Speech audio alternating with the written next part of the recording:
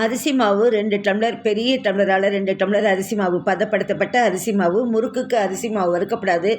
2 spoon உளுத்த மாவு, கொஞ்சம் உப்பு, கொஞ்சம் எள்ளு, வெள்ளை எள்ளு, அப்புறம் வெண்ணெய், நல்லா வெண்ணெய் போடணும். பெருங்காயம் கொஞ்சம் போடணும். 3 ஸ்பூன் கிட்டத்தட்ட வெண்ணெய் போடலாம். பெருங்காயம் போட்டு ஜலம் விட்டு நல்லா பிசைஞ்சுக்கணும்.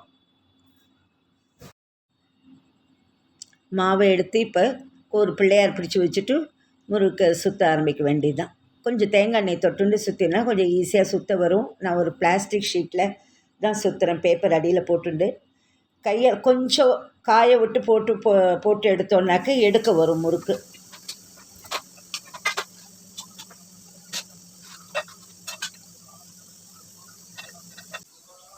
கரை முறுக்கு கிருஷ்ணருக்காக சுற்றிருக்கேன். தெரிஞ்ச வரைக்கும் சுற்றி பண்ணியிருக்கேன். எல்லாரும் ஆட்டில் ட்ரை பண்ணுங்க.